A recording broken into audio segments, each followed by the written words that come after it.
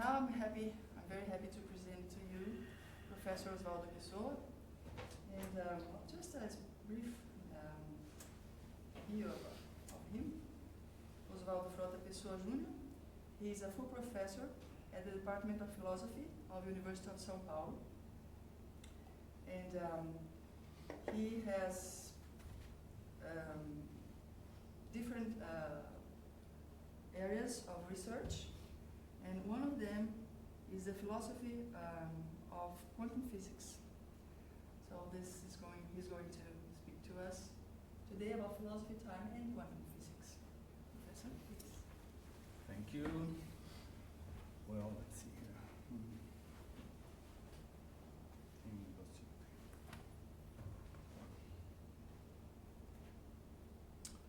Okay, so I decided to, in this conference, fill the role of a philosopher. We've seen many talks in physics. Henrique is a philosopher too, but he didn't philosophize very much. And so I'm going to start this first third of the talk just reviewing some basic issues in the philosophy of time, just as a review for the students, anyone who's interested in seeing how philosophy approaches this issue of time, right? So to begin with there's a basic distinction between a naturalistic approach and a subjectivistic perspective. Philosophers and people in humanities usually approach time from this subjective perspective. The naturalistic perspective is the perspective we are accustomed to in science. So, for instance, we consider that human beings evolved biologically, and that in the past there was no life in the universe, but we consider that time already existed, right? We tend to have to be realistic in relation to the existence of time, independent of consciousness, of minds, right? And while the subjective perspective, the approach is to reason in the following way. Well, what's the beginning of everything? What's the starting point? You know, Descartes talked about the I think before I am. So I'm here, and what's the first elements I have of my experience in this world? But one of them is time. So time is considered as something that comes before science. It's through time and through our intuition of space that we construct the scientific worldview, the theories, the representation of reality, and we transform reality, et cetera, et cetera. So from the subjectivist perspective, time should be analyzed pre-scientifically, right? And it's like logically, in logical terms, it comes first, right? It's more fundamental than the physical time. Physical time is a construction made by minds, cognitive agents. So these are two different perspectives, and we have to be aware of this difference when we're discussing time with people from other areas. Like historians talk about, historical time is nonlinear, and so they're really starting from a different perspective in relation to what physicists start. Osvaldo, a quick point, because this is really interesting. I usually say to also quantum physicists that different quantum mechanics should be analyzed pre-scientifically, in the sense of that there had to be already some quantum mechanics before our planet was formed. In that sense, is that the sense that you were talking about time?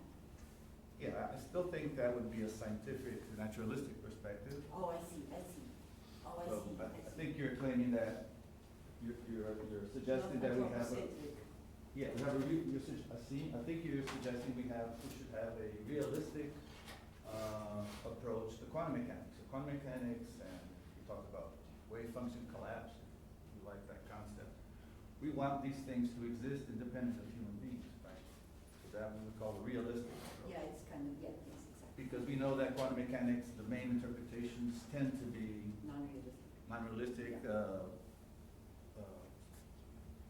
scientific theory is an instrument for us to make predictions. It doesn't really matter what's beyond our observation and our experimental domain. But still, although this is anti-realist, you have this distinction in science between a realistic view. A realistic view is that view that talks about unobservables, right? So you talk about curved space-time or something like that. That's a realistic approach. Usually, physicists are realists when there is only when there's one dominant theory. So the tendency is scientists to say that quarks exist and space-time is curved because these are the dominant theories in these fields. But in quantum mechanics, as you know, there's a tradition concerning how to face interpretations, and the orthodox view is they don't want students to be philosophizing, they want students to work on predictions. So in quantum mechanics, there's an anti-realist tradition. But both of these views are naturalistic. They're in the first, but it is true that the subjective perspective tends also to, we would classify it as anti-realist in the sense that, anyway, let's not go into this anymore. Now, from the naturalistic perspective, the issues discussed by philosophers like Bergson, right, who we know Bergson had a debate with Einstein, and it's typically a debate between one perspective and the other. So from the naturalistic perspective, these issues are interesting. The issues that Bergson was discussing are interesting, but we consider this psychological time. So we consider that the intuitions that these philosophers are exploring, they're part of the way we see the world, how consciousness approaches these issues. So from the naturalistic perspective, we call that psychology of time, right? Because we consider that brains evolved and slowly these brains adapted to the environment, and if in the environment you have time, it's natural that brains and minds represent time. And if there's space outside, it's natural that we represent space. So that's the naturalistic perspective. Now, a philosopher like Kant. So Bergson is the first one I mentioned. And this is Kant.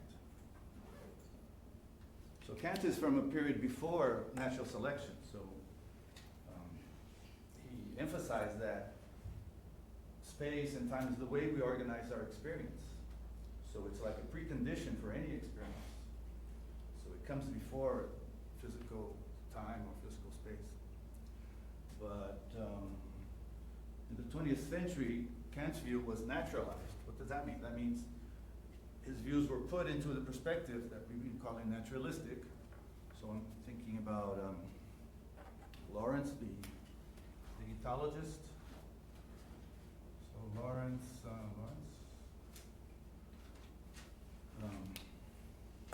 naturalized Kant. So he more or less said, well,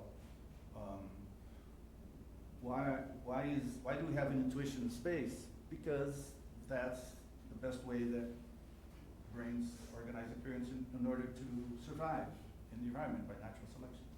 So that's naturalizing a philosopher, right? Okay, so this is a little bit about these debates. Whenever you speak to a philosopher or someone in the humanities, remember that they start from a different starting point. Oh, sorry. I was just wondering if you need the concept of consciousness in order to discuss naturalistic perspective. Say, if I discuss the perception of time on a rock due to erosion, is that a naturalistic perspective? Say that again about the rock. Okay, I can say even though a rock has no consciousness, Right. I think it's meaningful to say the rock has a perception of time due to erosion. A perception. Yeah. Well, you're defining perception in a certain way, and of course there are debates in philosophy of mind of whether. But I would say that I would not use the word perception. I would say we have a perception of what's going on. The rock, like it has a history maybe, or has, if we analyze the rock, we can extract information. It has information about its history or something like that. I wouldn't call it perception because usually perception It's implies related. the mind. Yeah. But there are people who believe that animals and plants and even things have a certain kind of mentality, right? So that's called panpsychism. Okay, but in this sense, even though rock has no consciousness, I do need the concept of consciousness in order to have a naturalistic perspective. No. You can imagine the universe without any minds, without any brains. Physicists, have theories of different universes that have constants are as such that you cannot have life. But still, physicists can explore these possibilities, right? Yeah, but in this sense, wouldn't it be a subjective perspective? So of course, we as, well, let's talk a little bit more. We're going to come back to this issue Okay, sorry. when we come to Einstein, so let's just, okay. Let me just talk a little bit about psychological time. There is this concept called specious present, which was already developed in the 19th century, which was a realization that the time that we perceive is not exactly like this simple model of classical physics of time that we draw in a real axis, right? So, like Bergson would say that that physicists spatialize time. This is supposed to be a criticism. So physicists tend to think of time as close as possible to the way they think of space. But it became clear, at least in the 19th century, that the idea of an instant is not it's not something we experience, right? So these psychologists, thinking about what they were perceiving, somehow, I'm not sure exactly how they did this, but they perceived that somehow we capture brief moments, but we don't really, we capture small durations. We don't capture instants, we capture like a short duration. And this idea turned out to be, when neuroscience developed in the 20th century, turned out to be confirmed, right? We call this the thick present in our model that I described. We have like a thick present in the sense of, that's what I think you're saying. I don't know who came up with it. The name, Yeah, have you heard of this? Thick present? Not really, but it makes sense. Okay. It's a word that describes all this. Now let's see. Now, one thing is, we're discussing at this moment how we perceive time, right?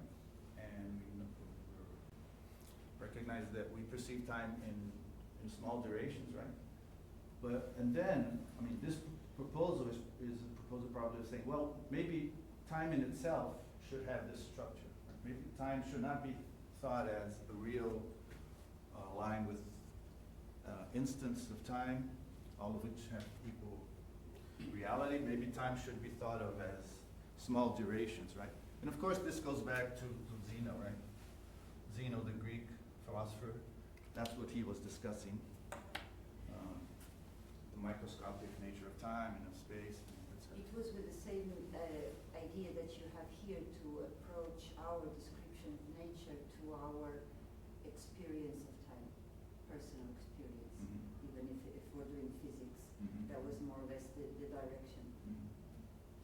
I'd like to suggest that because time is moving, No, we that's all right. should leave the comments and questions for the No, let's do it. It's fine. Yeah, I think it's fine.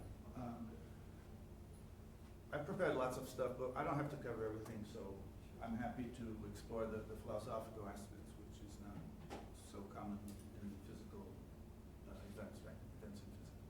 Okay, so Libet, he's well known for Benjamin Libet, his work on free will, neuroscience of free will. But before of that, he did some very important research on subjects. I mean, he had access to the brain of subjects who for some reason had their skull open, and while they were doing the operations, he did some experiments. And he confirmed the suspicion that people already had, that our consciousness of the world happens in units of half a second, more or less. And that turns out that that's related to the psychodopamine that we have. And Fred, if you want to comment on anything I say here, please do, because you're working on this subject. But so, for instance, someone who has Parkinson's disease, the dopamine cycle runs slower. Someone who uses cocaine, the dopamine cycle runs faster. And that has implications for the perception of time. For instance, suppose these subjects are watching a football game, soccer game, a 90-minute soccer game, right? So when we watch a 90-minute soccer game, usually after the game, we say, yeah, it was like 90 minutes. How would these people, what would they say if they saw a game? What do you think? Someone with Parkinson, would he see time run slower because his cycles are slower? What do you think? It's possible. Would that person say that it took about 3 hours to finish the game? It's like that. Which one would say that? The Parkinson's. So I would guess the opposite, since you see less frames. Yeah. It's the opposite. It's the opposite. So, Parkinson's, like in 90 minutes, right? Let's say, well, I don't want to do the math here, but usually we have a certain number of, like 1,000 cycles, usually if we don't have any problem. But Parkinson's subject, instead of 1,000, he'll have, say, 500 cycles. And so after 90 minutes, instead of living 1,000 cycles, he experienced 500. So he feels that people say, "Oh, the game's over already." But I only experienced so the overall feeling that he'll have is that things run faster. Because he expected that only half an hour passed, but the game is over already after his subjective. So just for me to understand, so it is a longer wavelength, like a longer wavelength, right? Well, frequency on this. Yeah. This is a frequency. So that's so the frequency is larger. Yeah, the frequency. Oh, but the speed, yeah, because you suppose the Frequency speed. is slow. For the Parkinson subject, the frequency, he has less the cycles frequency is slower. per hour. So the wavelength is. Okay, you're defining I was a confused wavelength. because I think I didn't understand the idea, but now I understand. I'll explain. Yeah. Yeah, I never thought of that. In time, the You're cycle trying to define a being slow. wavelength in this case. I have to think about that. The time being slow, it means shorter time. It's shorter for Parkinson's, right? No, contrary. It's longer. Is longer. Yeah, it takes longer longer for the cycle. for a cycle to finish. And then each cycle, it's like you have an intuitive evaluation of how much time passed. Because so it's the opposite, which is counterintuitive at first, but it makes sense once you think of it. So a cocaine user usually, I don't know exactly what the numbers are again, but his mind is running faster, so he's able to perceive more units of consciousness, and so it seems that time, a soccer game takes much more time because he lives it in a more intense way, let's say. So this is something interesting. I'm talking about this because these are interesting aspects of the psychology of time. Another issue is related to this is for people who do sports, who dance, etc. Let's get the example of a soccer keeper. So someone shoots the ball very fast, and he automatically, by reflex, he is able to, suppose he defends the kick, but he only acquires a conscious perception of what's going on half a second afterwards, right? So if you pay attention in these situations, playing tennis, whatever, you'll see that. After you catch the ball, then you perceive that you have like a memory of what happened. Maybe you have another thing that I didn't mention. You might merge two different experiences in the same image. So it's like in half a second, many things that happen get merged. So this explains masking effect. So if in this half a second you start listening to a sound and then another sound appears, this second sound may mask this first sound, so you won't hear this first sound. Or if you're seeing light going like this, if you see light, two colored lights turning on and off, red and green, you might have if the frequency is correct, you might have the impression that the lights form a continuous thing with halfway. And of course, this doesn't happen, but that's the way you integrate all that information in this window of half a second, right? So this is something interesting about our psychology of time. And another interesting thing is called antedating. It doesn't really work. You want the pointer? Yeah, but I think It doesn't work in the screen. yeah, right. Okay. So what did I do here?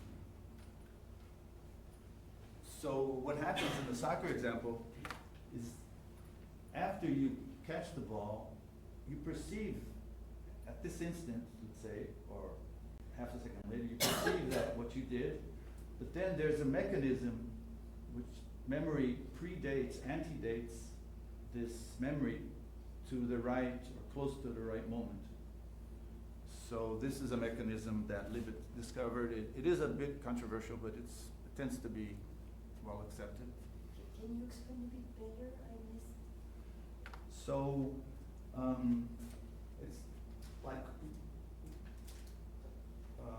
we have a temporal record of what we do in relation basically to our body motions and also to how we hear things and how we see things. So if you want to construct let's say you're God, you want to construct a living being, how would you organize his experience? Well, it would be interesting for his memory of what goes on follow more or less the real time in which events occur, right? And that's how natural selection ended up doing it. So even though our experience of what happened occurs half a second later, the way we organize this memory predates this memory to the moment that it happened, so that it will be in sync with our bodily emotions and the other things that happen in our perception of time. So the way he discovered this is very interesting. It's not simple. It's an experiment involving putting electric stimulus on the brain and comparing it with a stimulus in the hand. It's kind of complicated, but it's a very nice example of the scientific method. Okay, so in terms of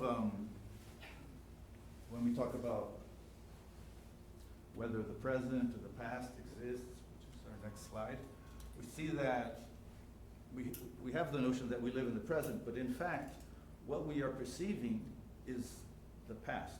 It's half a second in the past. Of course, we live in the present by definition, right? But we don't perceive this at the present. We only perceive what's happening in the present half a second in the future, right? So present is like a theoretical concept because we don't experience the present. We are living in the present, but what we experience is something that happened half a second in the past, right? So this is something interesting.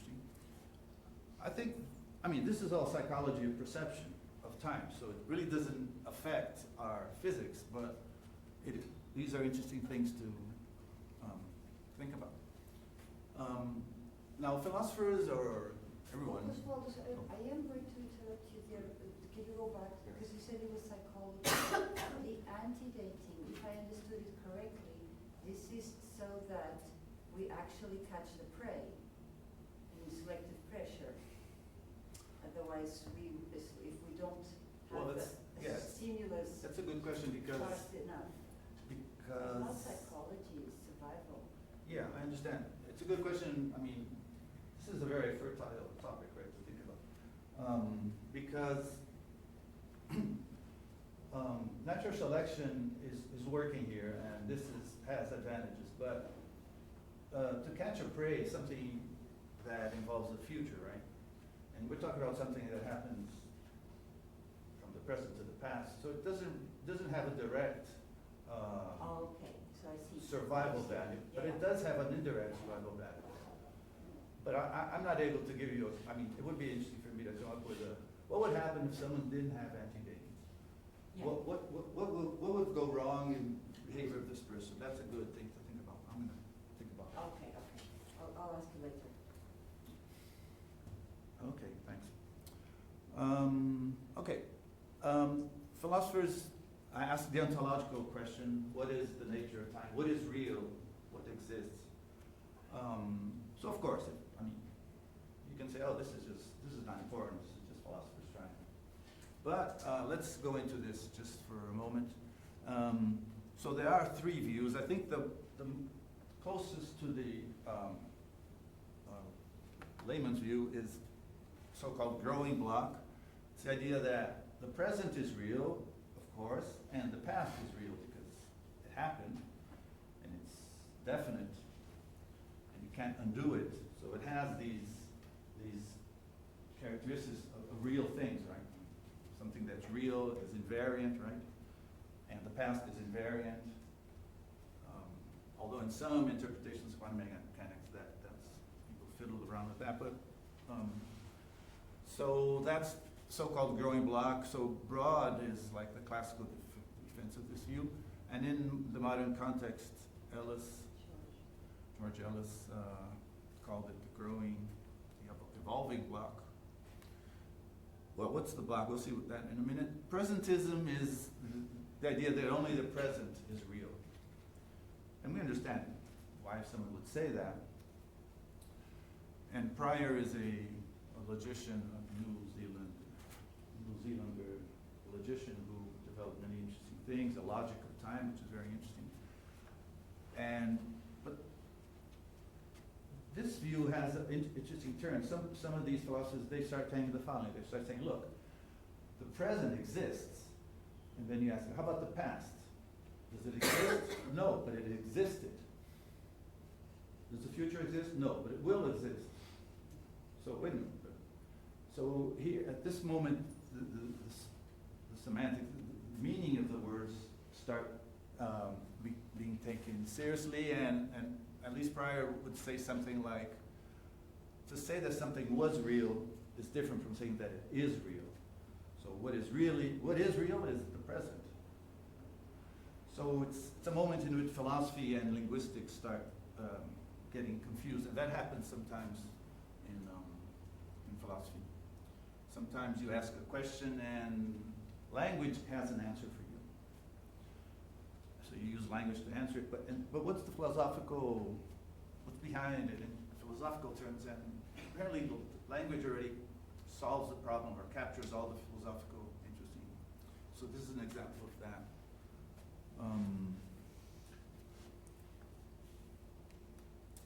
I can give another example of how, in quantum mechanics, how language takes the lead from philosophy, but let's not do that now.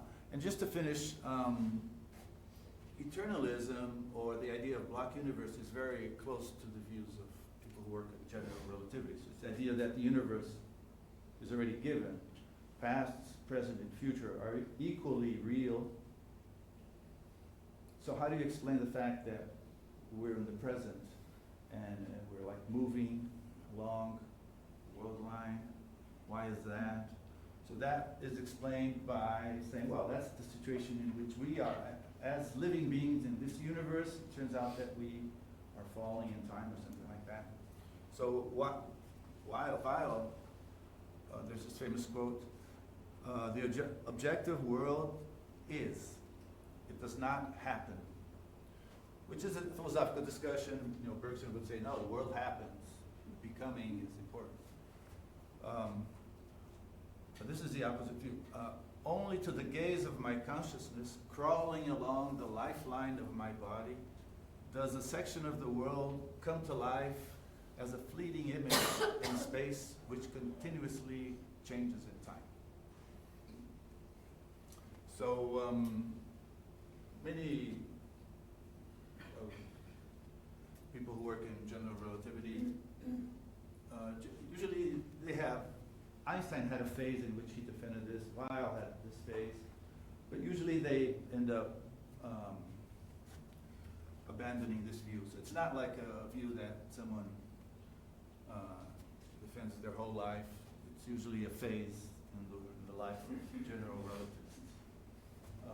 But I might be wrong. Maybe there are general relativists who spend their whole lives viewing the world this way. Unfortunately, yeah. But Not like the 60s or 70s, I don't think so. My experience is if you ask someone for like 2-3 hours and you talk with a theoretical physicist, they kind of, within this time, continuously, they tend to, and kind of, but if this conversation is not had, it can go on for quite a period of time in their life. that's interesting sociological commentary.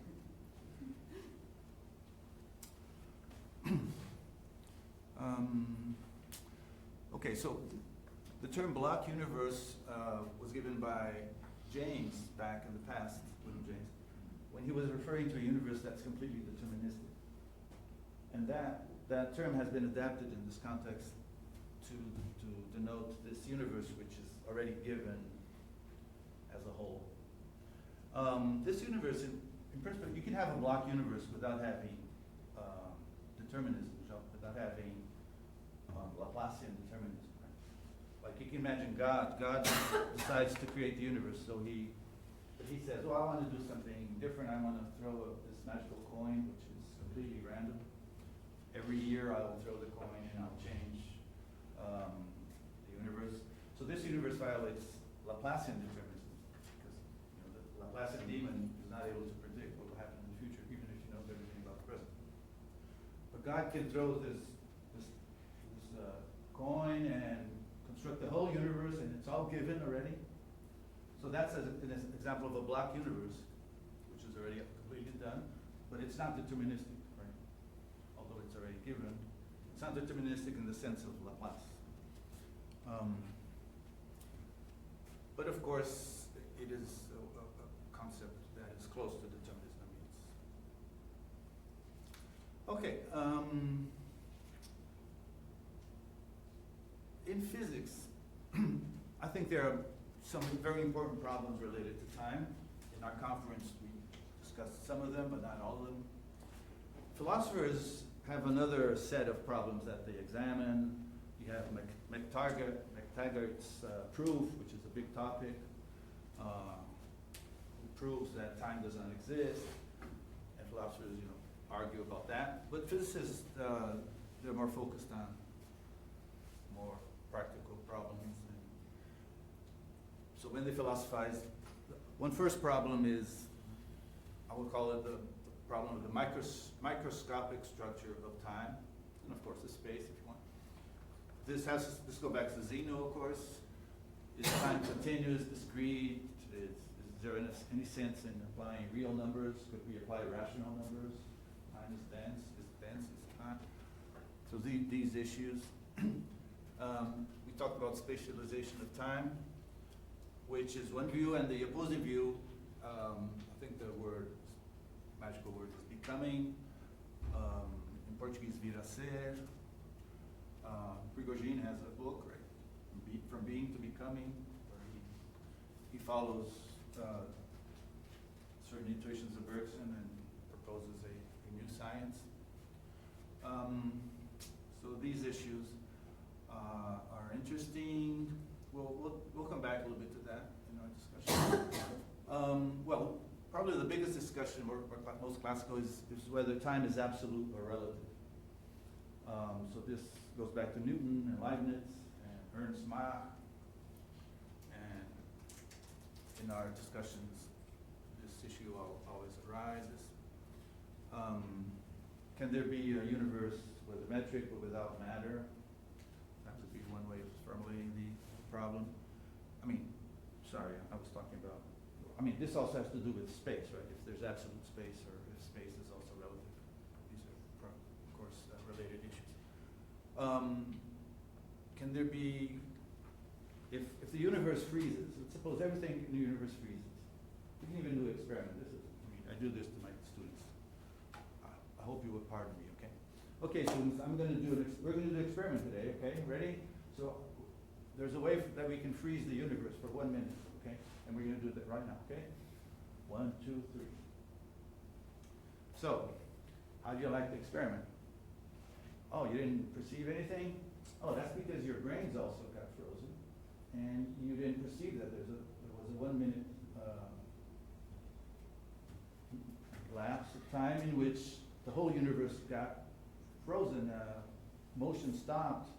The laws of physics were violated, but now that everything's back to normal. So that's what happened. Now, is this situation even, does it make sense? Right. So, people who define time as relative will say, no, this makes no sense. I mean, time is something that is created, let's say, by matter in motion. So if there's a 1 minute lapse in motion, I mean, that doesn't make sense because you don't have, there's no way you can measure this 1 minute because you don't have 2 times. You only have 1 time, and so this experiment makes no sense, right? Absurd. So that would be, that would show that you're thinking of time as something relative. Now, you might answer, no, this is possible. Of course, I mean, it's impossible physically, but in principle, logically, it's something that could happen. Time could flow and everything stop for 1 minute. Why not? So that would be a view that is akin to the absolute time. The idea that time, its existence does not depend on matter. Matter might influence time, but there's, in some ways, time has a absolute existence. It can exist without matter or something like that. So we know Einstein had, he started out influenced by Mach, he constructed general relativity, and he had Mach's principle, which is an expression of the view that space and time are relative. But then later on, when de Sitter and others started presenting solutions of his equations for a universe without matter, without energy, but with metric, then he stopped talking about this issue. So he recognized that the issue is open. It's not something that physics has an answer. And in the 60s, I think Wheeler had the program of selecting solutions of Einstein's equations that are consistent with Mach's principle. In other words, select solutions of Einstein's equations of general relativity that are consistent with the view of time and space as relative. So anyway, this is a big issue. Third point to be mentioned is the issue of the arrow of time. This is very much discussed in one of the popular presentations of time. This is very, so the thermodynamic connection of time with thermodynamics. So this takes place when you view space and time as relative. In the context of a relative relational view of these entities. It's in this context that Mach and Boltzmann and then Reichenbach discuss what would happen if we consider, supposing time is, the arrow of time is given by entropy rises in a certain direction, and then they imagine the situation in which the entropy of the universe becomes maximum. And of course, Boltzmann's view is that after that, there might be fluctuations. So there might be periods in which entropy, instead of being increasing, it will be decreasing. And then he imagines human beings or intelligent beings in these worlds. So in these worlds, entropy entropy is going down, so their clocks would measure time in the opposite direction of the direction that we would measure it, right? So this is very interesting as a philosophical science fiction reasoning. But to make sense of it, you have to like to presuppose some other measure of time. I mean, you have to work with two times, right? More fundamental time in which you can construct the problem, and then a definition of time based on entropy increase. So this also is a very interesting issue, and usually, many times physicists, sometimes they claim, oh well, I could make a system in which time runs backwards or something like that, but that's more like it's not rigorous talk, it's more like a figurative to show that their experiment is counterintuitive. Okay, and finally, it was an issue that I expected that it would be addressed in our conference, but I didn't. I don't remember if anyone really did. Is the issue of whether time had a beginning? Right? Of course, that's if it has a beginning.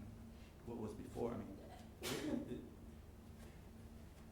there have been solutions, proposals of solutions like Hawking and Hartle and Turok. They discuss models in which they talk about an imaginary time or something like that. And Also Roger Penrose also has has.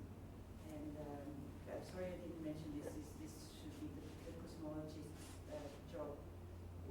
Because we are struggling with the age of the universe to solve the problems of cosmology, we might have to go on to like a asymptotic approach to the initial instant, for example. That's not very. It looks like it could be possible to happen in cosmology in the near future.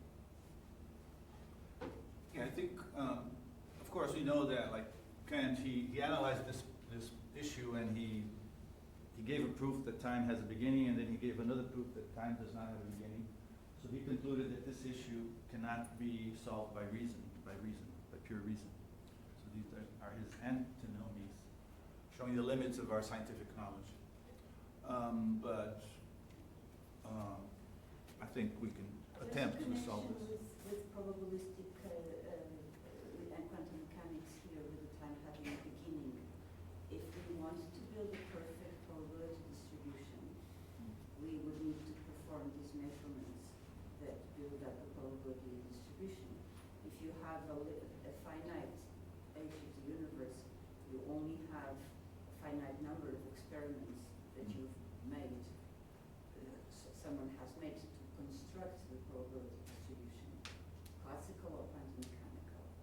So usually when this comes up, as a cosmologist, I say we have a finite age of the universe still, and so the limit to how perfect your probability, infinite probability distribution can be is a little bit touchy there.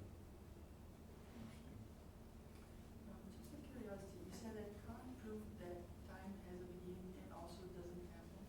Yeah. For him to do that, he assumed what time is. Right? What was time for him? Because he had two models. Well, we know that he was very much inspired by Newton. Newton was his model. For, So there was an absolute time for yeah. No, I'm not sure of that. Because he was also influenced by Leibniz, and maybe on this issue. And he ended up, I mean, I don't know, you have to talk to Kant, because Kant defines time as something a priori. He's not talking about physical time, so but I don't know. So this is just a I don't know. curiosity. It's something interesting to ask to a philosophy student who studies Kant. Okay. And the idea of two times is, cosmologists have proposed that here and there. So these are some of the problems of time that physicists who are interested in philosophy, or because physicists, they do philosophize. Even if you don't like philosophy, you do philosophize informally, right? What does that mean? That means to think conceptually, to explore different possibilities and try to find arguments favoring one or the other and imagining new things. Of course, this is part of the toolbox of the physicists, right? Philosophers, they get this dimension of scientific knowledge and explore it in more detail, and they're usually not so much concerned with mathematics, with the experiments. That's how we would define philosophy of physics. Okay.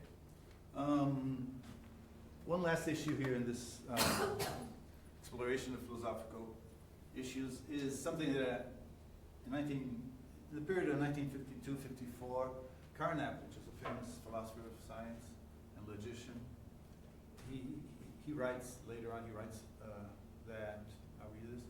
So once Einstein said that the problem of the now worried him seriously. He explained that the experience of the now means something special for man, something essentially different from the past and the future, but that this important difference does not and cannot occur within physics. That this experience cannot be grasped by science seemed to him a matter of painful but inevitable resignation. So what was going on at that moment, right? So, I don't know. I mean, we can stop it. We live here now. We're in the now. We're here, and wow, this is really happening. Just, wow. And how are you going to represent that in physics? Well, I'll draw a graph and say that we're here, right? This is our present, T0. But of course, there's a big difference between this representation and our experience. And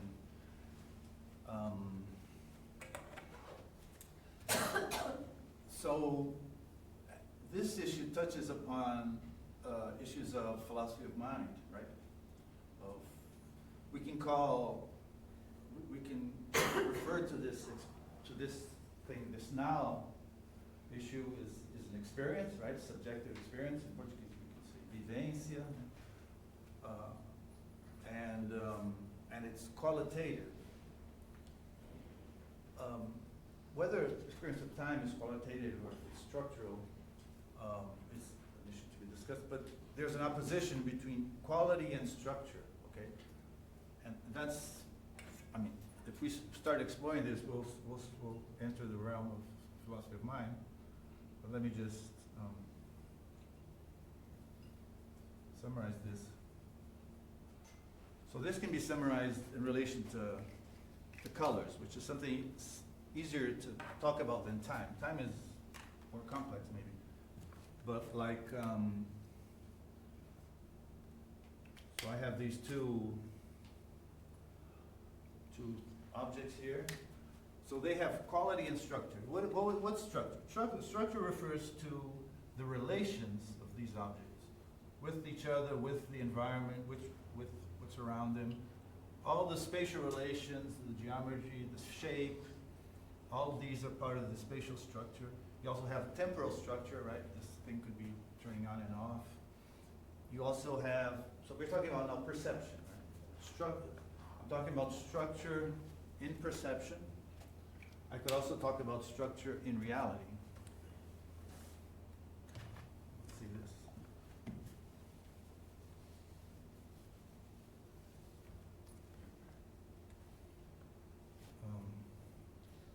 So structure in, that can be talked about perception or in reality. Or in reality. In both we have structure. So what would be structure in perception? It's the way you organize what? These elements. So these elements are like the elements of your perception that have relations. So structure refers to relations, right? And it's a relations between what? Between relata. Right? So the way the different things in your perception relate. These relations we call structure, we call relations, and these are the things that are mathematizable. Right? We can mathematize this, we can refer linguistically to this. Now these qualities, we can look at them and have the experience, but the word doesn't capture it completely. It's only, when we use the same word to refer to this redness, we're supposing that we perceive this in the same way, but we don't have access to this. So in perception, what are the structures? Well, we have spatial, we have temporal, and there's a third one which is related to intensity. So this can have a light bulb, can have this redness, can have a red light bulb, and it can become more intense. So one would say that the quality is the same, but the intensity changed. So these are views that this is psychology Kohler analyzing this. So these are the external relations, and also you have the relations that are intrinsic to colors or to sounds. So this is a little bit of mapping of perception. Now, how can we extend this? When we talk about reality outside, is there a structure? Of course there's structure. In fact, it's a plausible claim to say that we only have access to the structure of reality. So here you have two real pens, and they have a certain relation, right? They have, of course, spatial relations. They also have causal relations. They have gravitational attraction. They have a bunch of things happening. The claim is that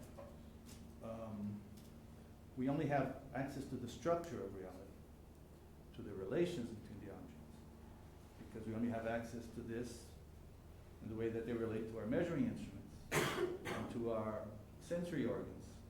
So we don't have access to the thing in itself.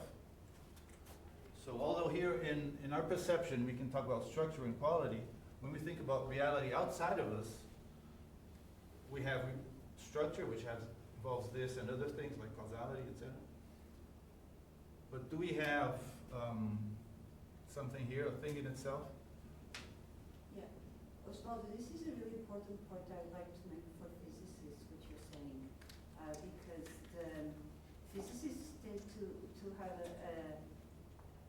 way of thinking that reality does exist outside, and it's very difficult, or I know almost no physicist that takes that to be a belief, so a prior to your physics work, rather than something that is known for sure.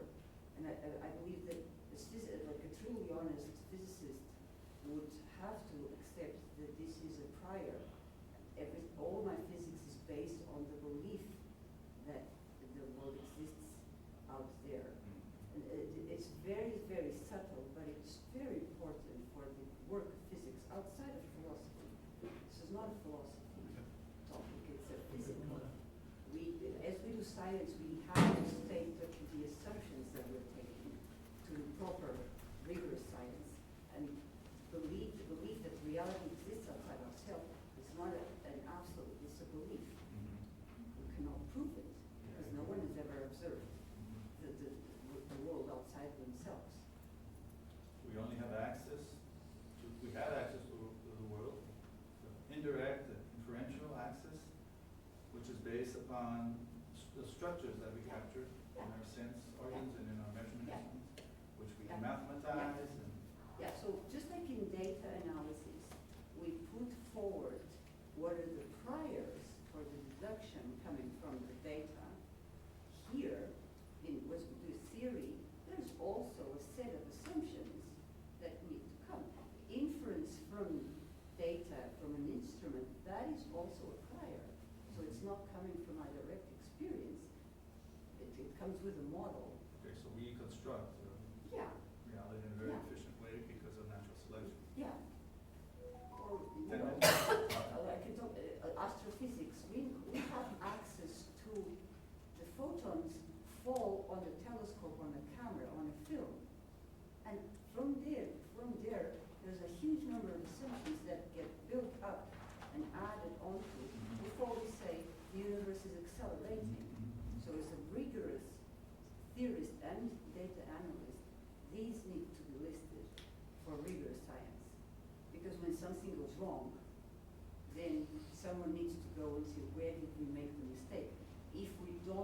the list of assumptions well, carefully listed, we're not going to unpick the mess.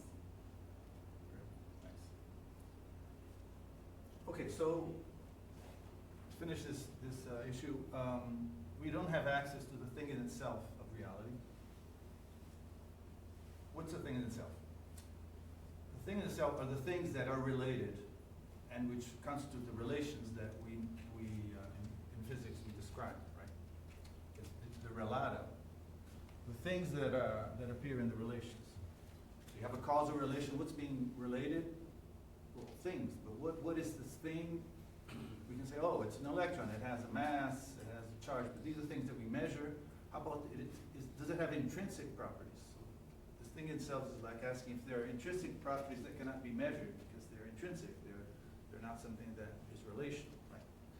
Can we say that this exists? Well, of course, philosophers discuss this and physicists also. But the question is there some realm in reality? Think the whole universe. Is there some place in this whole universe where you might have access to the thing in itself? Well, being optimistic, that answer would be, well, maybe in your brains, the fact that you experience these qualities, that might be considered an experience, contact with the thing in itself. But this is in your brain, in a special region where colors arise. And I'm saying this because I think this is an issue that is interesting for physics, but it's like there's a big discussion because physics wants to mathematize everything and wants to describe, wants to be able to model everything in a computer. And these are things that cannot be modeled because you only model the structure of things. You don't model the things in itself. And we're talking about what's the nature of this color that you see. So this is an open problem for science, and it's interesting for physicists and chemists. Something's happening in your brain. There's no light inside your brain. Your brain's completely dark. For example, when you're sleeping in a dark room, and still you can dream and see colors.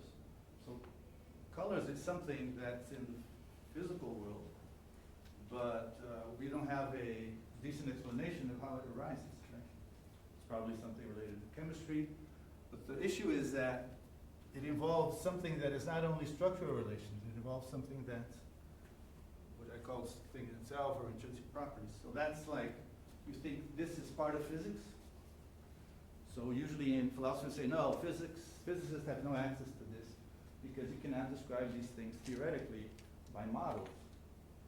But on the other hand, if you're thinking of physical worldview, which we would have to define in a certain way, it is an interesting question. After all, we are part of the physical world. The brain evolved from physical processes that we know well.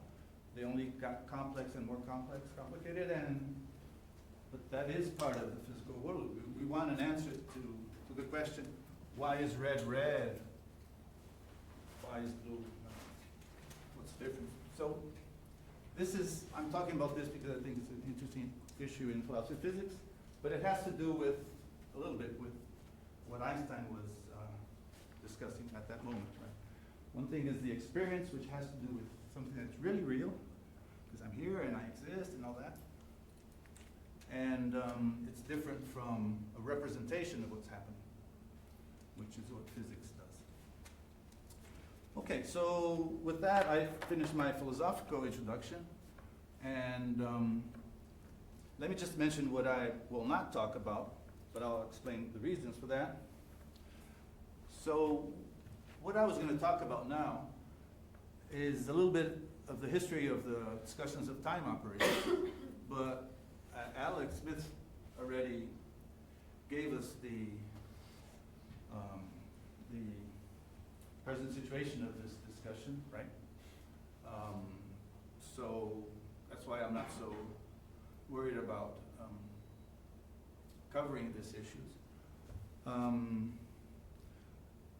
But anyway, to sum up his discussion of what nowadays physicists work with, the idea of a time operator has been more or less adopted by physicists, but in the context of more generalized measurements, in which let's say the eigenstates of temporal moments are not orthogonal, or the time operator is not Hermitian. So, so this is I think, so what I was going to do, I was going to talk a little bit about the history of time uncertainty relations, how this was interpreted by Bohr, Heisenberg, and later on by some other physicists. But this is very pedestrian, let's say, very simple, and finally with the positive operator value measures and all that. The new era, let's say, as Alex argued, started with Page and Wouters, formalism and the debate between Kuha and Page. So this is something very interesting that I wasn't aware of, and of course I want to study it and be able to tell philosophers about it. So that's one issue related to conceptual issues of time in quantum mechanics. And another issue I was going to touch, but it's also well known by you, is the issue of so-called temporal superpositions. And this is represented by this wave function written by Weisskopf and Wigner, which represents a radioactive decay, or can also be used in any radiation process or tunneling process. So this is a different kind of wave function. It has a first term, which represents the non-decayed system, and then you have a term which represents the decayed state, right? The emission of a particle, and these terms A and B, they changed over time. The term BT slowly increases, but you have a superposition which is different from the way usually we represent superpositions, which is in an instant of time. We have superpositions. You can call this a temporal superposition. So this is an interesting concept, which quantum physicists are well aware of. There's nothing really new here, but the idea is to explore this, and so there is this experiment. This is one of the early experiments in correlating two quantum systems, entangled quantum systems, done by Franzen, and it involves explicitly temporal superpositions of light. So I was going to go over the idea of this experiment, but I think I can leave this for another occasion. My time is up, right? So that's that. Thank you.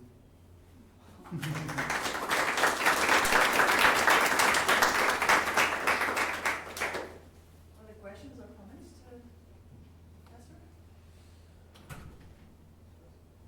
Thank you for the very nice talk. I had a question about stuff that you said very near the beginning about Kant and the synthetic a priori. And I was just wondering where you put his view, because somehow it is before physics for us to sort of understand and interpret reality, right? But at the same time, I don't think of it as subjective. Is that right? Or like I'm just wondering in what category, but before was in the subjective category. So just wondering how you parse that sort of synthetic a priori.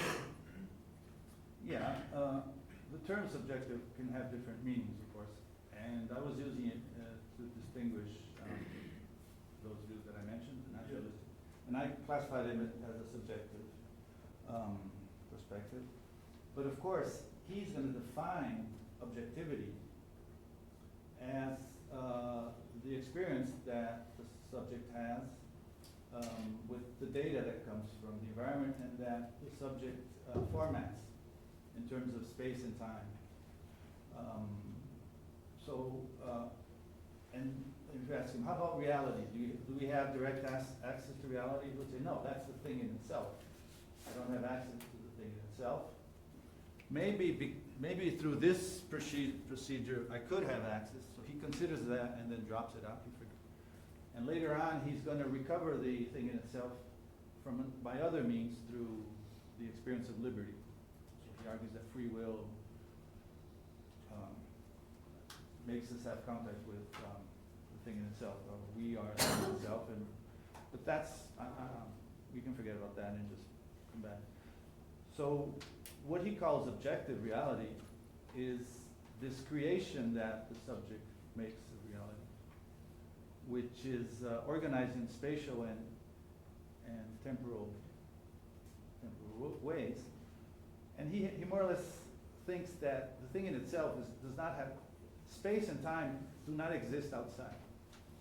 Of course, he doesn't say that explicitly because you can't say that explicitly and be coherent, but because if you don't have access to reality, you can't say that space does not exist in reality, in the outside reality. But that's what he usually implies. So he says that space and time is only a creation of our cognitive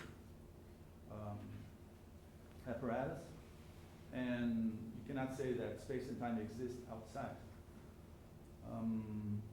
So for him, physics is not like the direct study of reality outside of us. It's the study of how we create this reality with these principles that are space and time and the categories, right? We organize experience in cause and effect, and we have intuitive conservation principles, which we call substance. And he considers that these categories and these forms of perception, it's inevitable that our experience is that way, because if we didn't have one of these elements, there would be no possible experience. So he says, what are the conditions for a Martian or anyone to have any experience? And he argues that all these issues are part of it. But he considers that Newtonian physics is an expression of this world that's created by the mind. It's an objective because everyone will agree upon it. And he has this funny idea that Euclidean geometry is necessary, right? Because Euclidean geometry is created by our apparatus, our cognitive apparatus. And of course, as you know, when non-Euclidean geometries appeared, that was a blow to the Kantian view. But of course, Kantianism was able to, so like new Kantians, the turn of the century, from the 19th to the 20th century, they were trying to adapt Kantian's view to relativity and to quantum mechanics, right? So anyway. Is the new Kantian view, do they still deny the synthetic a priori? Like, No. is that the lesson that we learned from? No, they don't. geometry? That's like in the hardcore of any new Kantian view. But They still have synthetic a priori? Yeah, but it's not Euclidean geometry anymore. It might be, some more general geometric principle like connectedness or manifold with constant curvature. So this was an issue. At a certain point, they decided, well. So they haven't learned the lesson yet. Well, yeah, I don't know if there is a lesson. I mean, of course, they learned the lesson that general relativity can work with non-Euclidean geometry.